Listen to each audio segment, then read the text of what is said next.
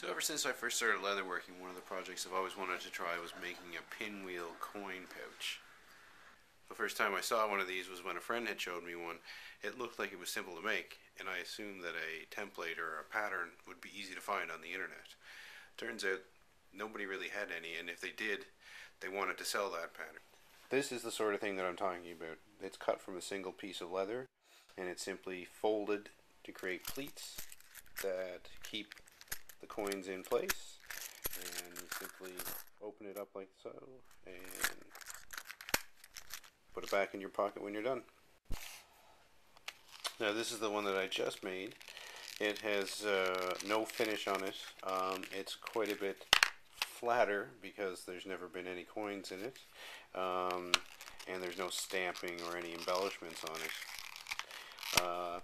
I'm going to show you how to make one of these, and then I'm also going to put a link in the description below for a template that you can use, either a PDF or an AutoCAD drawing that you can scale up or down to suit your needs. So if you want to know how to make a pinwheel coin purse or coin pouch, keep watching and I'll show you how. So the first step is to trace along the outside of your template on your leather. I like to use 2 or 3 ounce leather, or 1 millimeter thick.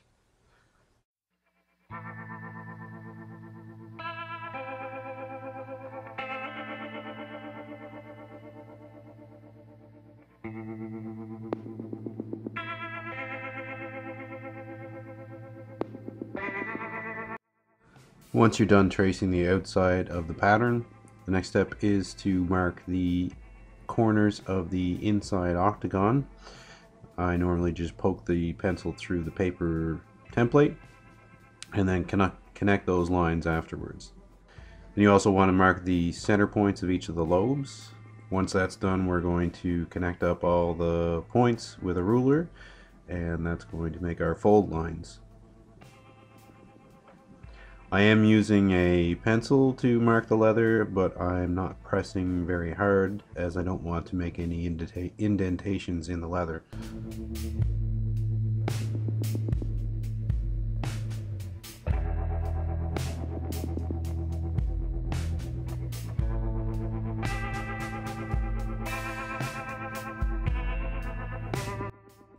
So once you're done laying out the lines, the next step is to cut out along the outside lines of the pattern.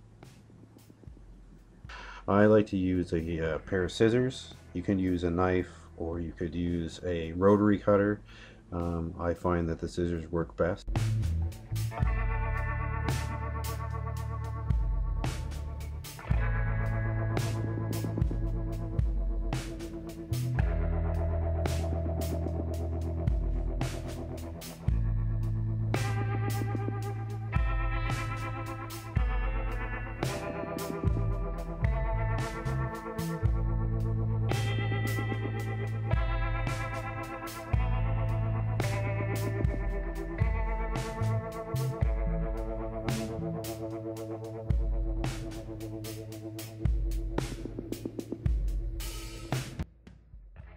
Now to clean up the inside edges, I like to use an X-Acto knife or a utility cutter.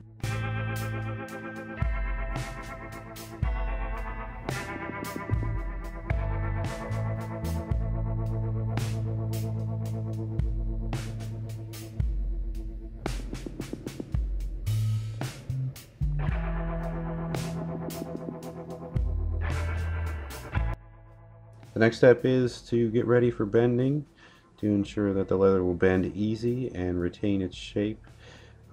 We wet the leather thoroughly in warm water. You don't want to use water that's too hot, or it will actually shrink the leather. It'll cause it to curl and deform. So just water that's warm enough that the same temperature you'd use for washing your hands is appropriate. So we just wipe off some of the excess water on the surface of the leather.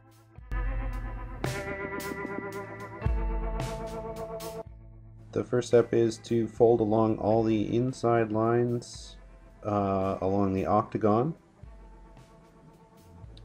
Now you can press down the seam with just your fingers, or you can use a tool without any sharp edges like a bone folder, the handle of a screwdriver, or what I'm using here, which is a wooden butter spreader.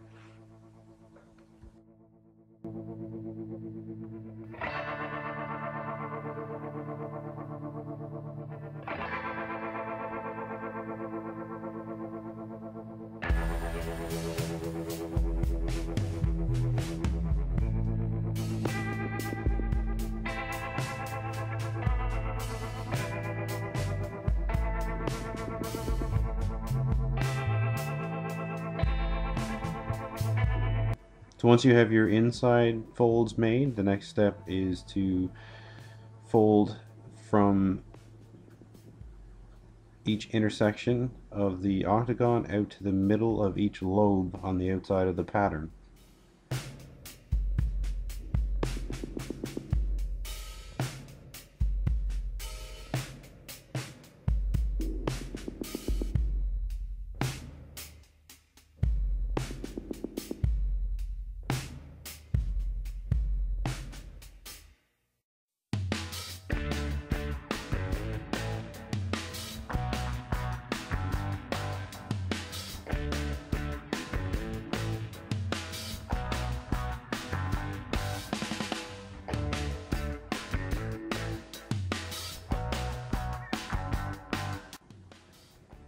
So the last set of folds to do is the corners of the octagon to the intersection of the lobes on the outside of the pattern.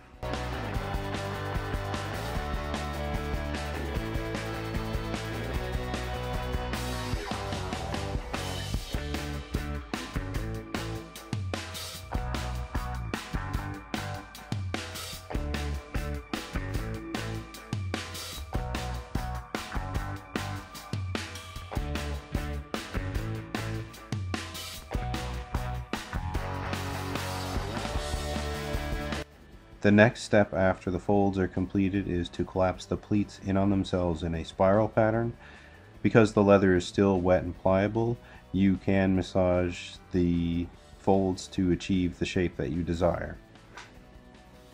To lock the shape of the coin pouch in place, simply leave it to dry with a moderate amount of weight on top of it, like a large book or heavy cutting board. At this point you could also do stamping or tooling to the leather. And that's pretty much it. The only thing left to do is apply some finish. If you have any questions or comments, please leave them in the comment section below. And thanks for watching.